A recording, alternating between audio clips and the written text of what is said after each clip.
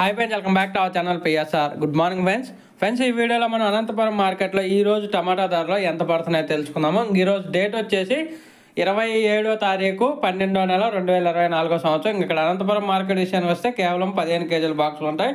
ధర చూసుకుంటే నిన్న మొన్నటి మీద పోల్చుకుంటే ఈరోజు ధర అనేది కొంచెం పెరిగింది. స్టాక్ తగ్గిన కారణంగా ధర కూడా కొంచెం పెరిగింది. 50 రూపాయల నుంచి 280 రూపాయల పడుతుంది టాప్ ధర.